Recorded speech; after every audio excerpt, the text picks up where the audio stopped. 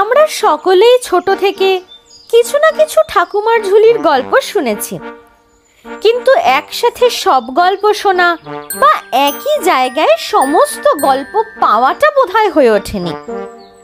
তা আমরা যদি একই জায়গায় ঠাকুমার ঝুলির পর পর সব গল্প পাই, তাহলে তো সেটা মন্দ হয় না। আমাদের এই ছোট্ট প্রচেষ্টাটা সেই জন্যই। ঠাকুমার ঝুলির সমস্ত গল্পকে এক জায়গায় নিয়ে আসতে চলেছে মাইথিক মাইন্ডস। আজকের প্রথম গল্প রাজা রানী, রবীন্দ্রনাথ ঠাকুরের লেখা। তাহলে শুরু করা যাক। এক যে ছিল রাজা, তার ছিল না কোনো রানী।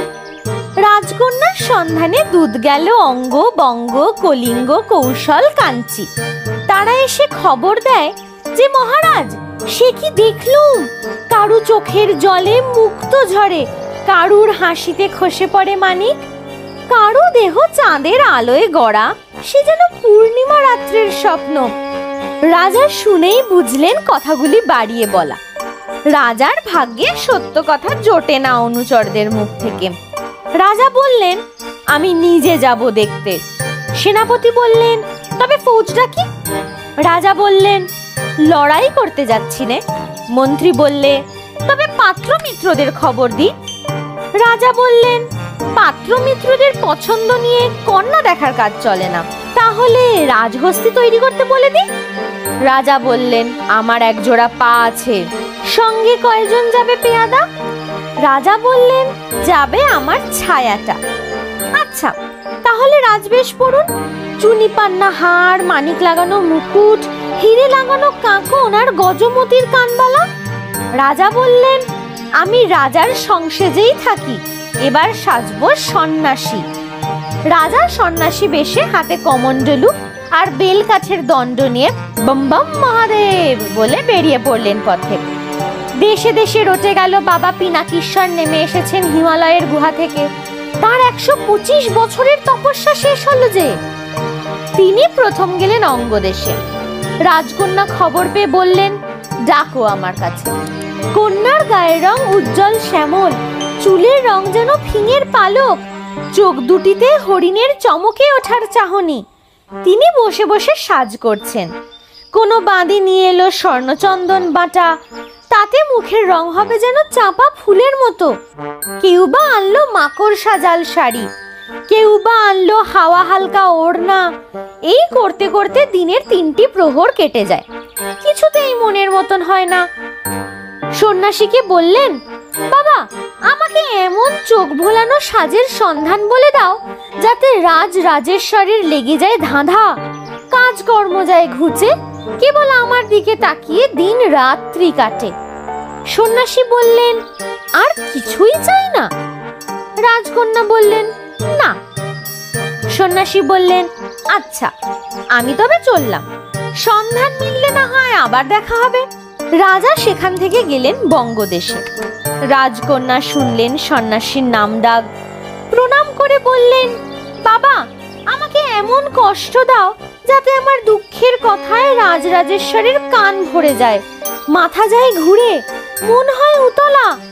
আমার ছাড়া আর কারো কথা যেন তার কানে না যায়।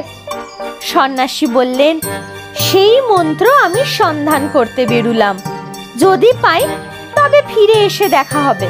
এরপর তিনি গেলেন কলিঙ্গে। সেখানে আরেক হাওয়া অন্দরমহলে। রাজকন্যা মন্ত্রণা করছেন কি করে কাঞ্চি জয় করে তার সেনাপতি সেখানকার মহিষীর মাথা হেট করে দিতে পারে। আর কোশালের গুমরও তার সহ্য হয় না। তার রাজলক্ষ্মীকে বাঁধি করে পায়ে তেল দিতে লাগিয়ে দেবেন। সন্ন্যাসীর খবর পেয়ে ডেকে পাঠালেন। বললেন, বাবা, শুনেছি সহস্রগ্নি আছে শ্বেতদ্বীপে, যার তেজে নগর গ্রাম সমস্ত পুড়ে ছাই হয়ে যায়।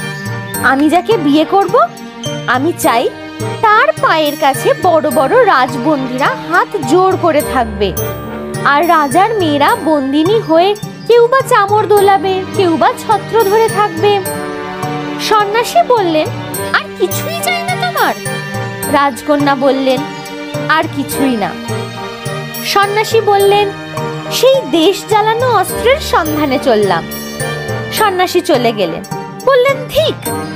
চলতে চলতে এসে পড়লেন এক বনে। খুলে ফেললেন জটাজুট, ঝর্ণার জলে স্নান করে গায়ের ছাই ফেললেন ধুয়ে। তখন বেলা প্রায় ৩ প্রহর।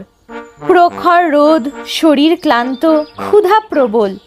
আশ্রয় খুঁজতে খুঁজতে নদীর ধারে দেখলেন একটি পাতার ছাউনি।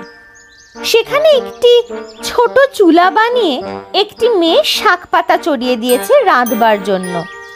সে ছাগল চড়ায় বনে, সে মধু জড়ো করে, রাজবাড়িতে যোগান দিতে যায়। বেলা কেটে গেছে এই কাজে। এখন শুকনো কাঠ জ্বালিয়ে শুরু করছে রান্না। তার পরনের কাপড়খানি দাগ পড়া, তার দুটি হাতে 2 শাখা, কানে লাগিয়ে রেখেছে একটা ধানের শীষ। চোখ দুটি তার ভোমরার মতো কালো। স্নান করে সে ভিজে চুল পিঠে মেলে দিয়েছে, ঠিক যেন বাদল শেষের রাত্রির। রাজা বললেন, বড় খিদে পেয়েছে। মেয়েটি বললে, একটু সবুর করুন, আমি অন্ন চড়িয়েছি যে, এখনই তৈরি হয়ে যাবে আপনার জন্য। রাজা বললে, আর তুমি কি খাবে তাহলে? সে বলল, আমি বনের মেয়ে, জানি কোথায় ফলমূল কুড়িয়ে পাওয়া যায়, সেই আমার হবে ঢের। অতিথিকে অন্ন দিলে পুণ্যি হয়, গরিবের ভাগ্যে তা সহজে জোটে না তো। রাজা বললেন, তোমার আর কে আছে? মেয়েটি বললে, আছে আমার বুড়ো বাপ, বনের বাইরে তার কুড়ে ঘর, আমি ছাড়া তার আর কেউ নেই। কাজ শেষ করে কিছু খাবার নিয়ে যাই তার কাছে, আমার জন্য তিনি পথ চেয়ে আছেন। রাজা বললেন, তুমি অন্ন নিয়ে চলো, আর আমাকে দেখিয়ে দাও সেই সব ফলমূল যা তুমি নিজে জড়ো করে খাও। কন্যা বললে, আমার যে অপরাধ হবে তাতে। রাজা বললেন, তুমি দেবতার আশীর্বাদ পাবে, তোমার কোনো ভয় নেই, আমাকে পথ দেখিয়ে নিয়ে চলো। বাপের জন্য তৈরি অন্নের থালি সে মাথায় নিয়ে চলল।